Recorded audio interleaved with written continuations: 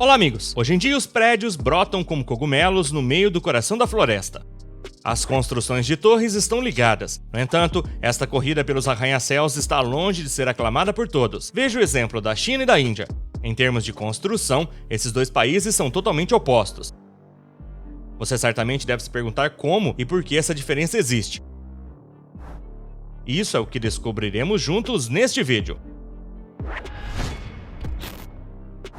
A China é mais uma vítima da maldição do arranha-céu?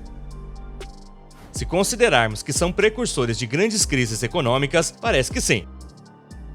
De fato, por muitos anos, o Reino do Meio está no topo do ranking dos países que constroem torres com mais de 200 metros. Por outro lado, a Índia abriga muito menos arranha-céus do que seus vizinhos. Constrói menos, mas sobretudo menos alto. São essas construções malucas, sempre mais altas, aves de mau agouro? Da mesma forma, na Europa, as grandes cidades europeias estão divididas na questão das construções em altura. Londres e Madrid são a favor, enquanto Paris e Berlim são totalmente contra. É verdade que, em termos do meio ambiente, os edifícios altos não fazem realmente parte de uma abordagem ecológica. Entre outras coisas, a construção da Torre Madrid Norte, que terá início em 2025 na capital espanhola, inspira o orgulho das populações. Com 330 metros de altura, deve ser a torre mais alta da Europa Ocidental. Por outro lado, discute-se o projeto da Torre de Escritórios de Berlim, com 150 metros de altura, que deveria abrigar a sede da gigante Amazon. No entanto, os arranha-céus tentam proteger nosso planeta, fazendo muitos argumentos ecológicos. Mas quais são as circunstâncias desta corrida por arranha-céus? Em geral, não há nada mais eficaz para ser notado do que ser o mais visível possível. Este é obviamente o caso dos arranha-céus. Mas de onde pode vir esse chamado das alturas? Na realidade, existe uma forma de rivalidade entre as metrópoles. Por fim, é um pouco como quem vai construir o prédio mais incrível. Mas qual a origem deste desejo de demonstrar o poder? Como o homem passou a empilhar tijolos, pedras e concreto com o único propósito de impressionar o próximo? Em muitas mentes, esta solução seria a mais impressionante. Mas o que você acha?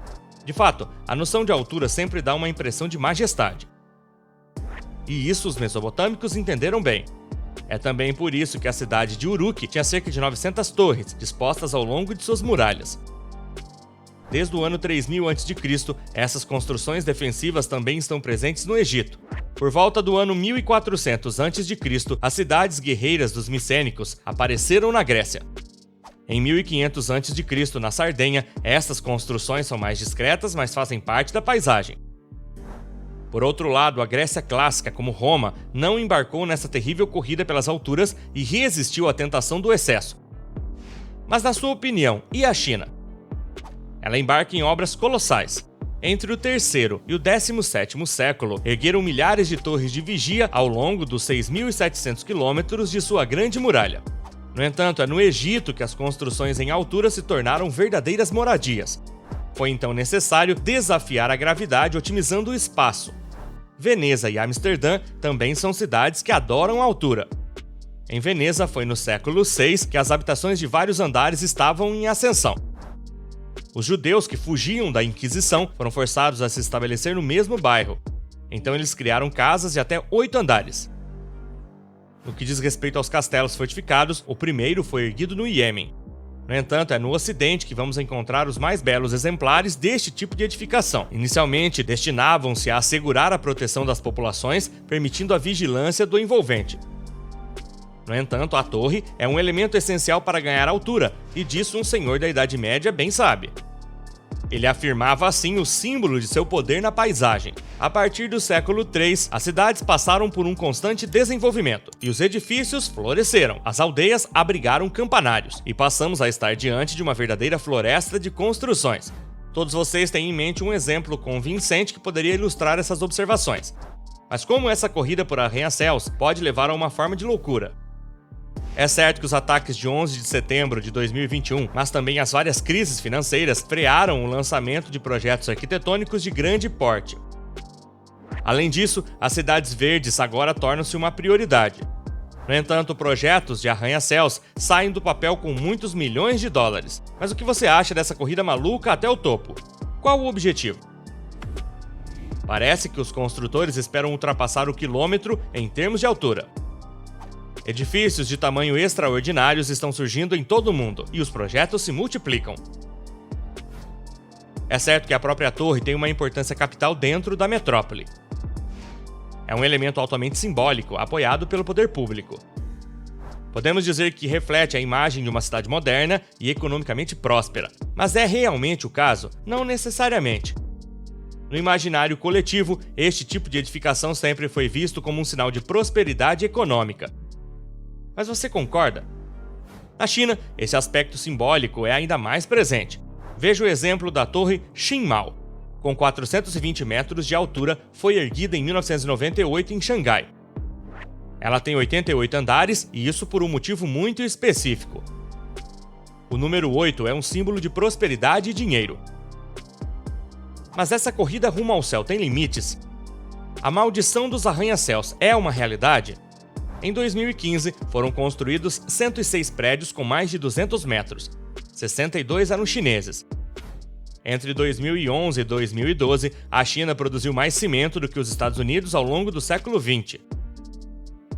O país está prestes a ser afetado por uma crise sem precedentes? Os arranha-céus são fascinantes, mas os riscos resultantes não devem ser considerados levianamente.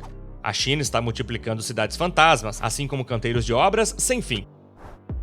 Parece que o mercado imobiliário chinês é o setor mais importante da economia global, bem como seu principal fator de risco. Por muitos anos, a China vem construindo e construindo e construindo novamente.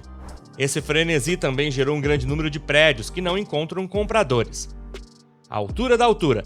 As autoridades chinesas não desejam se comunicar sobre a questão, apesar das somas de dinheiro envolvidas. Isso mostra fraqueza? Não há dúvida. Isto é sobre Sky City. Na China Central, esta torre almejava o título de edifício mais alto do mundo, mas o projeto não passou da fase de fundação. Parece que elas são usadas atualmente como uma fazenda de peixes improvisada. Um gesto simpático para o ambiente, apesar das consequências que isso representa a nível imobiliário e financeiro. É verdade que a desaceleração imobiliária chinesa já está em andamento, e essa situação seria muito mais destrutiva em nível global do que pensamos. Por outro lado, temos a Índia. O país é certamente o lar das cidades mais populosas do mundo. Seu PIB também é um dos mais altos do continente. A maioria das cidades na Ásia, assim como vimos na China, adoram construir e adoram construir grandes. Este não é o caso da Índia. Os edifícios são menores e muito mais baixos. É verdade que existem alguns arranha-céus na Índia, mas a maioria é encontrada em Mumbai. No entanto, a cidade está ficando para trás na corrida por arranha-céus. E você acha que esse país está na última posição? E quais são as razões? A China é agora a fonte de quase 1.100 arranha-céus com mais de 200 metros de altura. No que diz respeito à Índia, são apenas 24. Mas como explicar essa diferença? Com seus 1,4 bilhões de habitantes, o país é assolado por inúmeros cortes de energia, principalmente quando as temperaturas são altas. A demanda por eletricidade é então muito alta.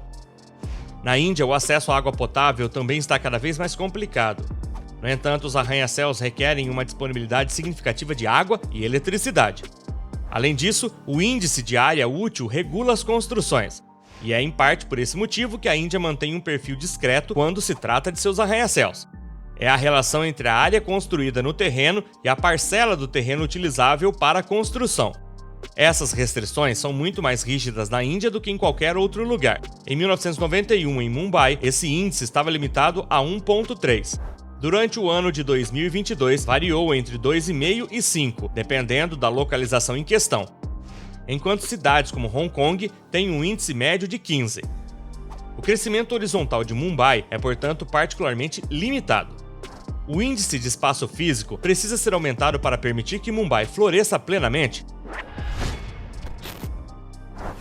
A corrida pelos arranha-céus é uma condição de desenvolvimento. Até onde iremos nessa direção? E como será a construção do amanhã? Não hesite em dar a sua opinião deixando um comentário. Teremos o maior prazer em ler e responder. Até breve no ATEC PT!